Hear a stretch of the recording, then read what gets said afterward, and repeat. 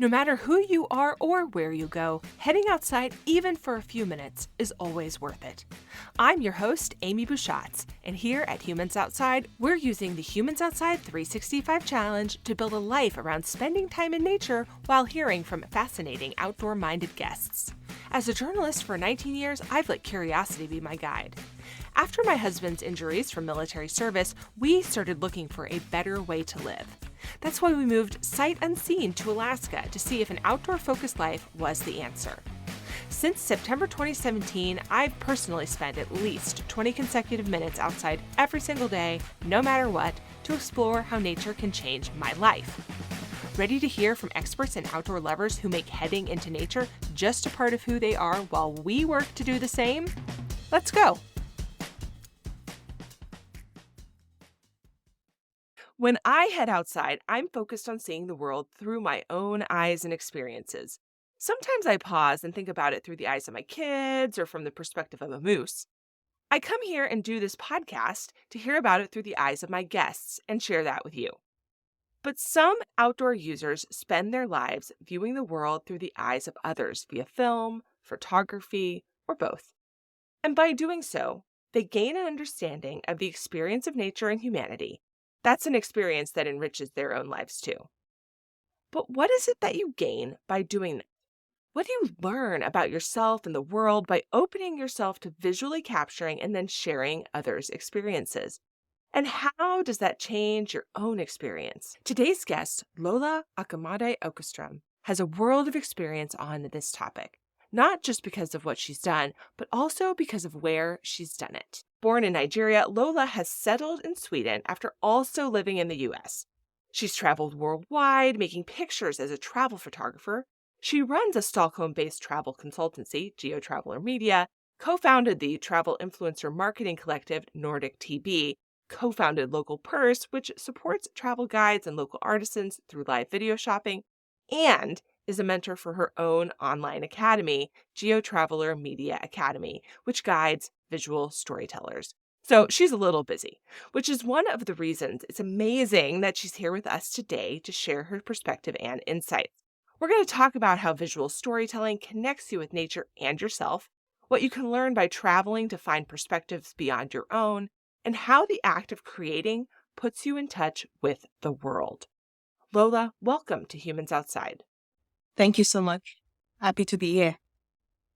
And you are coming to us today from Sweden. I'm, of course, here in Alaska, but we like to imagine ourselves with our guests in their favorite outdoor space, as if we're hanging out somewhere you like, outside, just having this conversation there instead of where we actually are, which is in front of computers in two wildly different locations. So, if that were true, where are we with you today? Well, absolutely. So, even though I'm based in Stockholm, Sweden, my absolute favorite spot in Sweden is actually the West Coast. Out in the archipelago, the rocky archipelago, and there's so many lovely fishing villages along the Bohuslän coast. And I really love kind of the fishing outdoor lifestyle of that kind of sea-to-table experience. And so West Coast Sweden, that's my favorite part. And that's where, I would love to be every summer. So we are on a summer day in the west coast of Sweden having this conversation. I love it. Yes. Can you talk to us a little bit, first of all, about how you became someone who likes to go outside, travel, make photos, and visit places like the west coast of Sweden? What is your story? Absolutely. So, I'm originally from Nigeria, born and bred in Nigeria, and I come from a traveling family. So my grandfather was in the shipping business. My dad was a geologist. He traveled the world. My family really traveled. And so in a sense, exploring beyond my borders, beyond kind of my culture was always going to be in my lifestyle in some form. And so when I moved from the US at 15, I started college quite early. I started kind of exploring different lifestyles at a very young age. And so just in terms of the outdoors, one of the things that really draws me, especially now that I'm based in Sweden and I spent a lot of time up in kind of really cold climates, is it sounds cliche, but just how small, right? Just how small you are, where the little things we stress about in our daily lives, the minute you go outside and witness something that's just grandiose, that's just so much bigger than yourself definitely puts you in perspective. So that's Mhm. for me the lure of the outdoors, is to pull me out of my little bubble back into perspective in terms of just my spot in this world. I imagine traveling, being outside anywhere brings that feeling. But travel in particular, I think, emphasizes it because you have this opportunity to see and experience this wide expanse of what you're saying instead of just in that context bubble almost of your own location. Yeah, no, absolutely. And I think the thing that comes with travel is it's not just about place, but the people that make up a place. And I specialize in environmental portraiture, travel photography through the lenses of locals and traditions and their cultures and their lifestyle. And that is what truly draws me to travel, is that seeking of cultural understanding, learning from others, connecting on our similarities so that we can appreciate our differences better, and more when you see yourself reflected in me based on our similarities. So in a sense, that is kind of the gift of travel, is not only does it open your mind, it just makes you a more open-minded person, but it really fills you with that vulnerability that allows you to connect, to be able to put your foot in other people's shoes, understand where they're coming from. Yeah. I think it's easy to forget, we're called humans outside and we talk about outside quite a lot, but we don't always talk about the human part. And it's easy to forget that humans, us, you and me, the people around us, the people you see while you're traveling, the people I encounter out on the trail, are just as much a part of that outdoor experience as anything else. And understanding those perspectives, as you're saying, is an enriching experience to not just spending time outside, but just like spending time outside helps you in your indoor life, so does understanding the experiences of others in those environments. And that's exactly what Absolutely. you're talking about.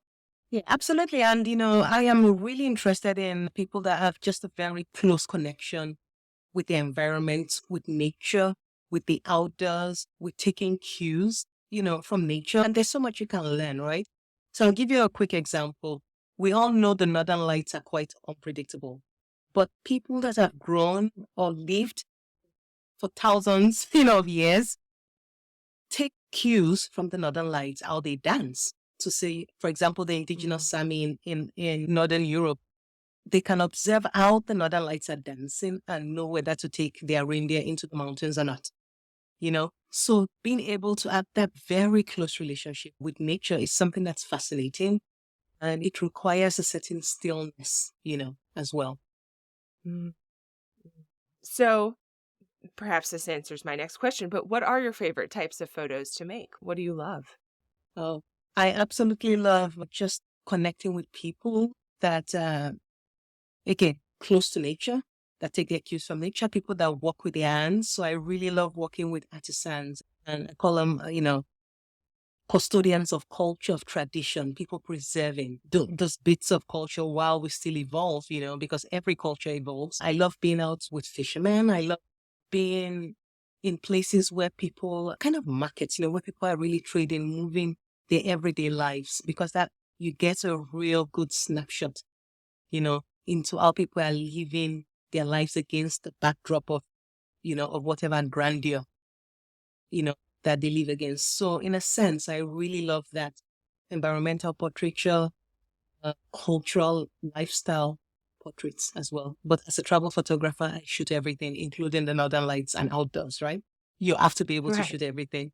But in a sense, what really brings me alive is creating those portraits where in an instance, you see the connection in the eye of the subject and the photographer, that we both see each other in that moment. It's creating it's almost like a string of connections. Like you have a connection with the subject and the subject has a connection with you. But then because you are creating this connection through photography, you then are gifting that connection or at least a part of it or a window into it to someone like myself who is viewing the photo. Yeah, absolutely. And it's, I always say that we all at the end of the day want the same thing, and which is to be seen and fully Mhm. acknowledged for who we are. That's it. And I think once you can communicate that in a photo where the person feels seen, where you fully see the person without kind of judging them based on their environment, I think for me, that is calling on my purpose. I love that kind of work where I can connect the viewer with the person. So you just see them as who they just, as opposed to where they're from, this is their culture, this is what they believe. You just see them as the person. So you've recently published a debut novel. I mean, in addition to all of the other things I listed that you've done, you recently published a debut novel, In Every Mirror She's Black, and you have a book on living well, but it's a Swedish book and it has a word in the title that I'm going to mispronounce. So, tell us about your books and what is the title of your wellness book? Absolutely. So I've got so far, I mean, I've contributed to a lot of books, but I'll say, these are my sole authored books. The first one is Do You Not, which is a collection of travel stories and essays and photos from over 20 years of travel, right? And so that's my first travel book. The second is called Logo. It's called The Swedish Secret of Living Well. It really deconstructs the Swedish mindset because when I moved here, once I decided that, this is where I'm going to leave my legacy or grow my roots, my family, then I needed to know what the quality of the soil was that I'm going to put my roots in. So I needed to dig deeper into the culture. And that's how, I really was able to deconstruct the mindset culturally. Then in terms of fiction, I used to write fiction when I was younger, and it was something I always wanted to go back to, but I'd struggled for many years. And then once the idea came, which is kind of look closer at your own experiences, look at what you kind of know. You've traveled a lot, you know Mm. culture, you know this place very well. So why not bring those stories to light? And so that's kind of how the fiction came about. Yeah. So your I don't know, background. You've done so many things, so it's hard to characterize what your background is, but one of them is in geographic information systems, which is also known as GIS. So, can you explain what GIS is for people who don't know and what that work looks like for you? Absolutely. So before I became a visual storyteller, travel writer, and photographer, I spent many years as a GIS programmer and system architect. So my background is really technical. And GIS is called Geographic Information Systems. So in a nutshell, it's about looking at data spatially. So if you are looking at data in a spreadsheet, instead of looking at it that way, how does that data map across, a map? And what does that information show us, tell us spatially? So think about it like Google Maps, in essence. And so I used to program things like that, and work for lots of different airports and different clients. And so it was a really exciting, cool job that I had. How does programming that GIS, those maps, and communicating data to mapping change how you maybe communicate the data that you're receiving every day and map it into the photographs. Is there any sort of correlation there and skills that you lean on or background that you have? Yeah, so I think, the connection will be just my love for human geography, right? Well, because when you are looking at data that way, when you are looking at the borders on the map, but then in person you go there and you really see that even across borders, we want the same thing. I remember being in Jordan, being at a spot in Jordan, kind of at the tip, where you could see 5 different countries from one spot, right? Lebanon and Israel and just all the countries from one spot. It's incredible. When you see that on a map with all the borders and the geopolitical issues and things like that, it's different than when you actually go there in person and say, you know what, I'm just looking across the Sea of Galilee here and witnessing things that I've just read about. So in a sense, Yeah. it brings a bit more appreciation because I've seen these, especially on the map, how things compute. But then being there in person is a whole different feeling. How many do you have any idea how many countries you've visited? Yes, I've been to over 75.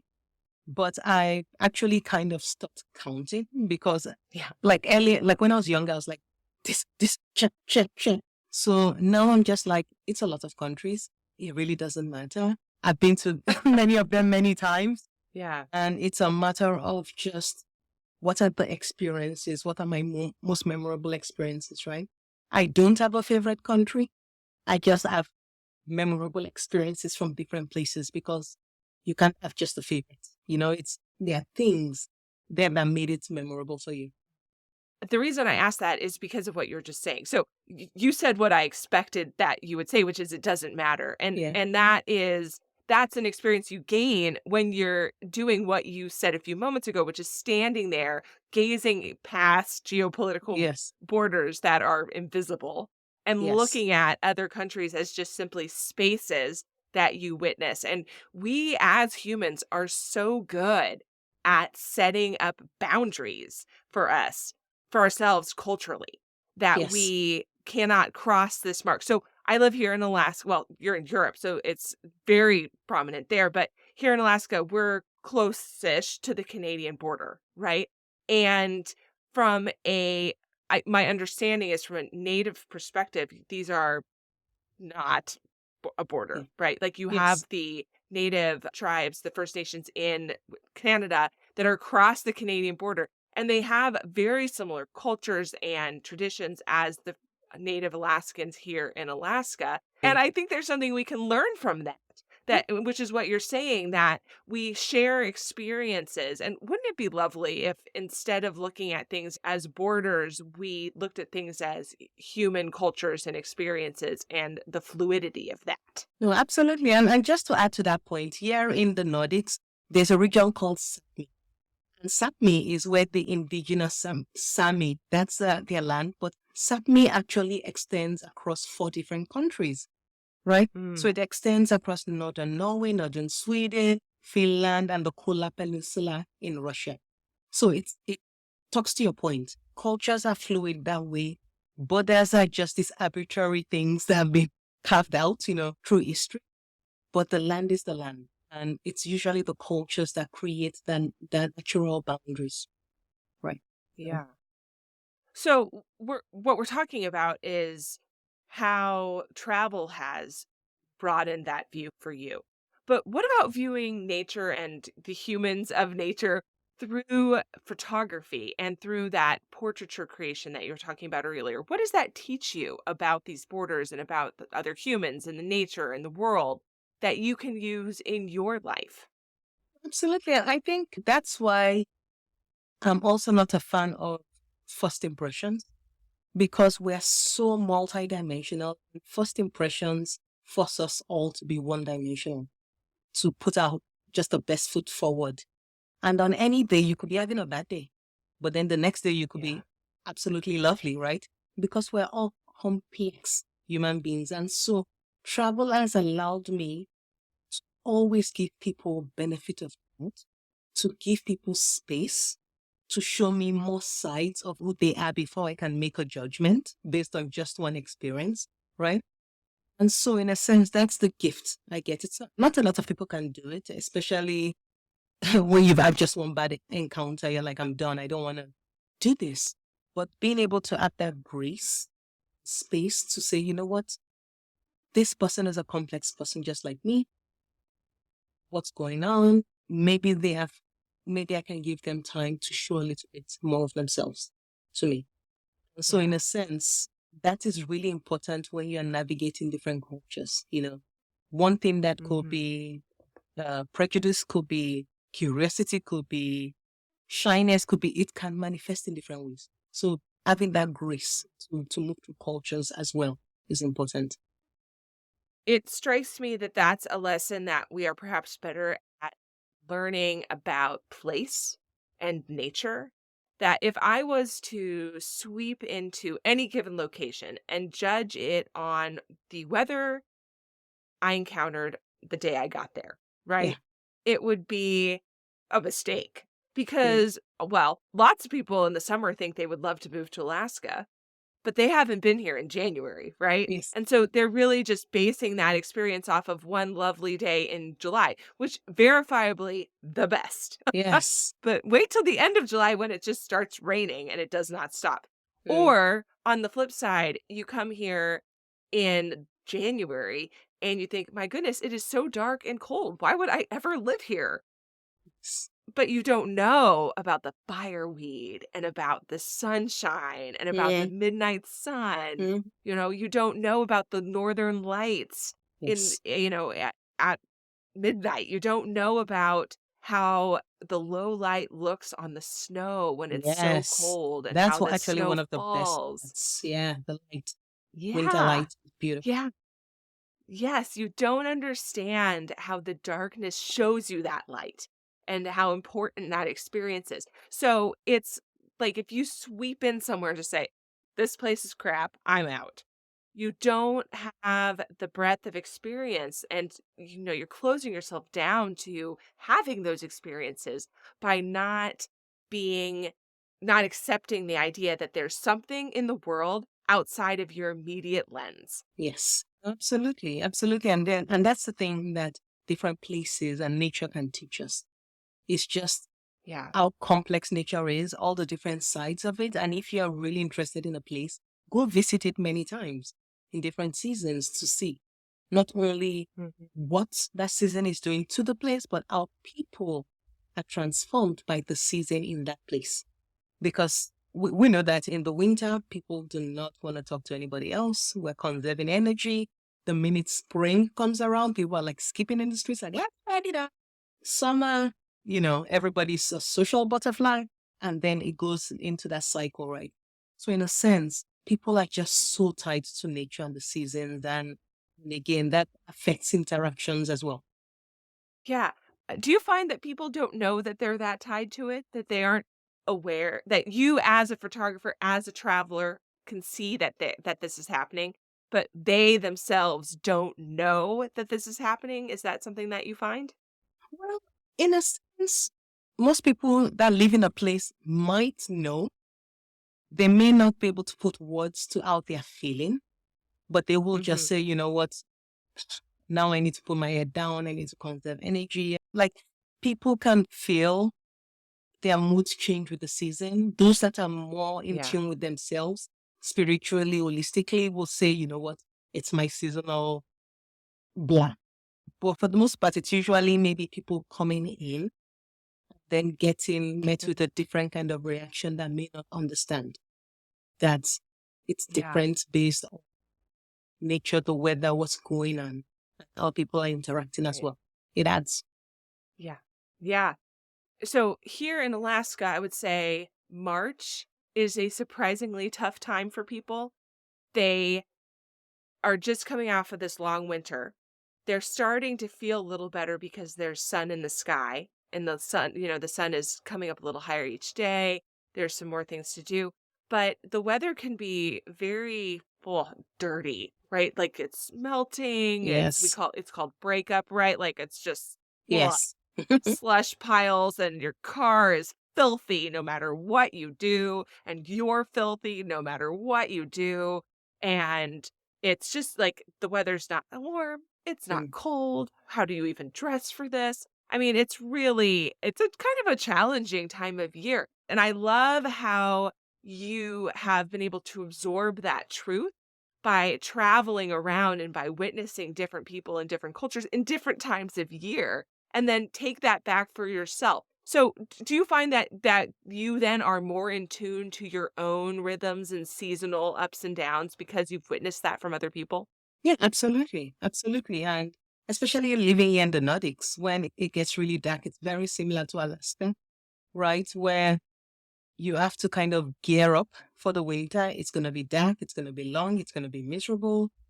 And then light starts coming back up, end of March, April. And we have what we call April weather, where it's the most kind of unpredictable weather because it's a transition between winter Yep. and May. And then in the summer, we always say that it's very difficult to get people out of the Nordics in the summer. Because first of all, it's just absolutely beautiful, temperate. And so we always say it's difficult to get the Swede out of Sweden in the summer. They all run into different islands on the archipelago, and they're just all out in different islands. So in a sense, yes, absolutely. Yeah. No one understands why I don't wanna leave Alaska in the summer. They try to have weddings and all sorts of commitments hither and thither, and I just really don't wanna go anywhere. Yeah, yeah, absolutely. And I think it's also for a landscape that might be ash during the winter. Summer is opportunity to see it at its best in a way. Mm, And so you want to be there to witness that pull through winter. Let's look at you when you're glowing, when you're beautiful, when you're smiling, when you're, full of light. And so, yeah, in a yes. sense, I don't know. It's just there's a Yes. connection between places that have very tough winters and then their summers, and Mhm. people not wanting to leave during the summer. I always joke that Alaska is sort of like my summer fling. It's my boyfriend in the summer, and I really want people to come and meet my boyfriend, and I Yes. it's my yearly fling. We have a Yes. relationship for several months, and then he leaves, and then he'll come back next year, and it's Exactly. never long enough. Yes, yes. No, absolutely. It's that feeling, it really is. So, It's a summer love, yes. literally. Yes, indeed. Uh, Do you think that you could have learned these things about these patterns and about culture and about people through a different means? That, in other words, not through photography, not through making pictures? Is there another way that you personally could have found this? All right. Because it always boils down to first what your passion is, and then Hmm. finding the avenue that lights that passion fastest. I always Hmm. describe, like if you think of a stove with four burners, right, of different sizes, no matter where you put the pot of water, it's still going to boil, right? But the biggest burner, what's that going to do? Burn it faster, make it boil faster. So your passion is the pot of water. Travel is the biggest burn. That's what makes that passion more visible because it makes it burn and ignite faster. If you move that pot of water to a different industry, to something else, it's still going to boil, but maybe not as exciting as travel. And so for me, when I talk to people, it's what is your pot of water? Because your passion is not the burner, it's not the stove. My passion is not the act of travel, it's not the travel itself, but what travel does to me and my passion. So that is the way I want kind of people to look at that relationship. My passion is truly about cultural connection, about fighting isolation, right? Because when we don't understand each other, we tend to exclude each other, we tend to isolate each other, we tend to not want to deal with each other because we feel we're very different. So how can I bridge that? Through words, through photography, how can we start seeing ourselves mirrored in each other because we all want the same thing, just to be seen, right? And travel happens to be the biggest burner that makes that more visible. I could do that in a different field. I could do that in education. I could do that in advertising by bringing in the different voices of Hmm. storytelling. There are other ways I can take that passion of cultural connection to different industries, but travel is the one that makes it burn quicker because you see it quickly. Mm. For those of us who are very much amateur travelers and photographers and combining the two, what is your advice for leaning into that cultural connection viewpoint that you find through doing? First, so there are two reasons why people don't like approaching strangers when they take photos, right? Because everybody would love to go to a place, bring back photos of some amazing connections of people they've met. But there are two reasons. Mm. One, we're afraid of rejection. And two, we're afraid of the shame that comes from the rejection. Because when people reject you, they usually reject you in front of other people. And then it's Right. just a shameful experience. Yeah. But once you realize it's all about being vulnerable, it's all about understanding as a photographer that loves photographing people that the minute you ask somebody for their photo, it no longer becomes about what you want, but what they are willing to give you of themselves. So that has Mm. to change the power dynamic. And once that has changed the power dynamic, then you're more comfortable in the fact that they have full right to reject you because you're asking them for something for free, right? So it takes a mindset shift, but once you change that mindset shift, then it's easier. People want to be acknowledged, so don't sneak shots. Actually call up to people, say hi to them, call them by their name. Because that's the quickest way to tell somebody that I see is by calling them by their name. Amy, Amy, Amy. Like, it means I see you in a basic, sense. So there are so many tips and tricks and ways you can, I don't want to say tricks, it's just so many tips and ways you can just organically interact with people that can make them come closer to you, make them open up a little bit more to you when you travel. Do you think that's why people are so drawn to nature photography, to taking photo or making photos of animals, that there is no shame Interaction. cycle? Yeah. Absolutely. And I always say that, when somebody shows me a beautiful photo of of the Northern Light, some amazing national parks in Chile or just incredible landscape photography, that was easier to take than if you show me the picture of somebody in a market with eye connection with the photographer. That's Right. a more difficult shot. So not to knock epic shots, not to epic landscape Right. photography, absolutely. But it's easier to just set up a tripod and take a shot, a still shot, than to go up to a stranger, interact with them, let you in close enough to get an intimate portrait. I imagine both have their own challenges. I'm thinking of animal photography, the tremendous amount of patience it must take Yes. and perseverance to get to the location where, let's say, really want to make a picture of a brown bear. Well, first you have to find one. So good Yes. luck. And Yes. brown bears are only around when you really don't want them. Exactly. So now you have to find one that you can safely make a photo of. And then you have to wait patiently for that right photo. And then you're in that space where you're feeling the awe and that smallness and all of those things.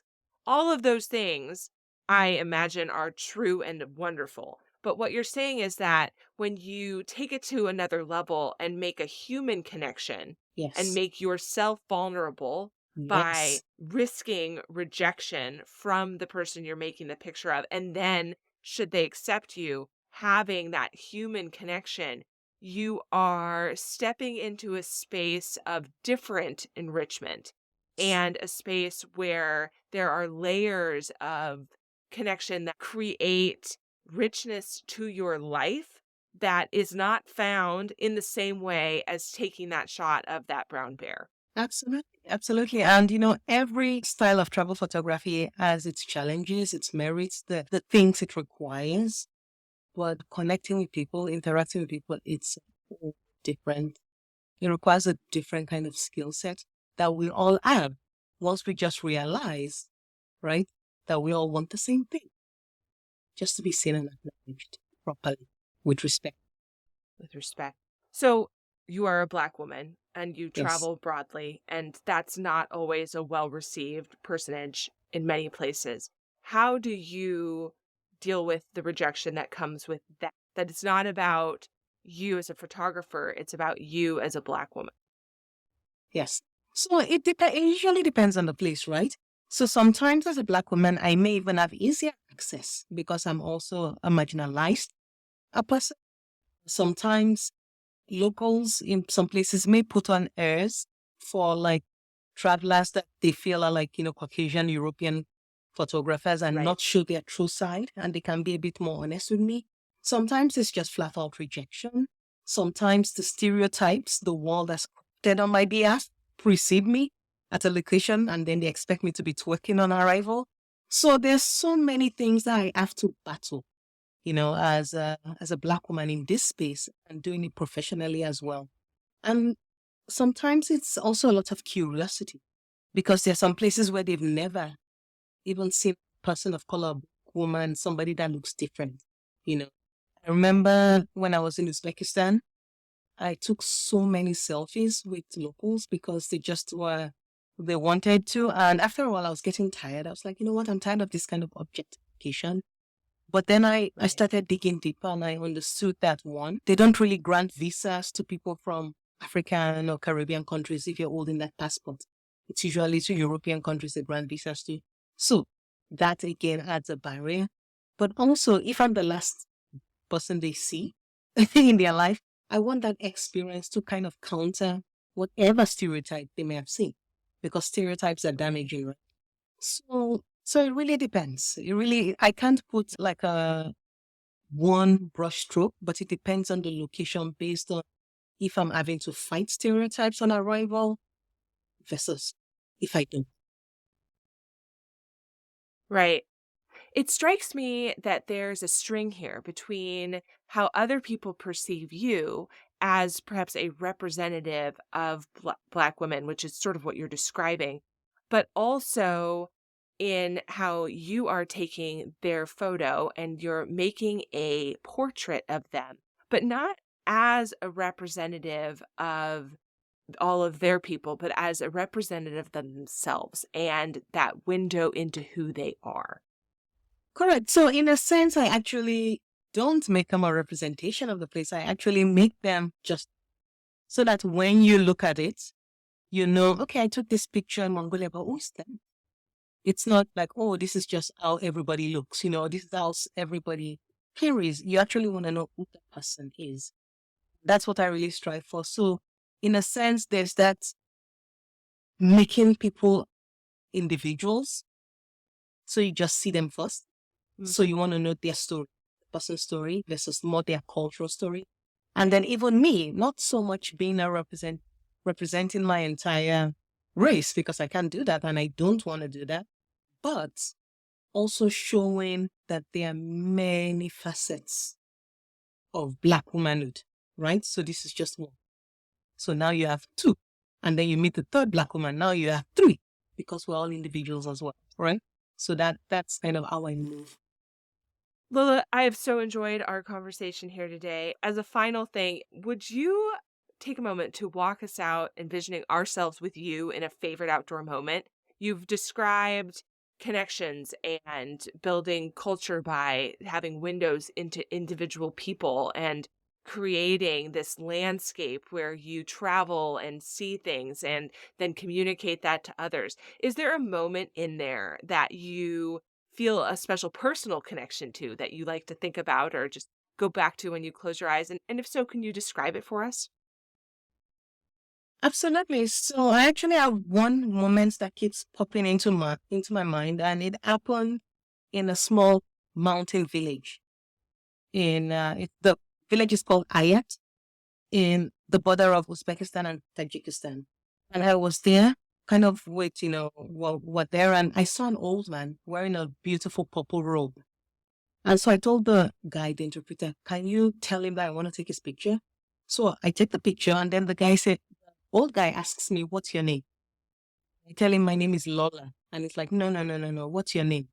And I'm like, what do you mean what's my name? What's your name? He said, my name is Lola. And he's like, but are you African? I said, yes. Then it's like, then your name is longer, because I know your names have meaning. And I looked at the guy. I was like, is this a wizard or what's going on here? Like, it's like, no, I know your name. So what's your name? So I told him my name, Ono Aralola Oluwa. Ono Aralola Oluwa. And it means God's ways are mysterious. God moves in mysterious ways. And that's your name, because I knew that your name was longer. And in that moment, in the tiny remote mountain village, I felt completely seen. Right? So in a sense, that's what I take with me when I travel. That it doesn't matter where. Once we feel fully seen, that's what creates that cultural connection. That guy knew that my name was longer than just long. How? I don't know. Maybe he's traveled himself and then retired there. But that is what travel gives us. That gift. Well, thank you so much for your time today, and thank you for joining us on Humans Outside. Thank you so much for having me. Thanks so much for listening to this week's episode of Humans Outside.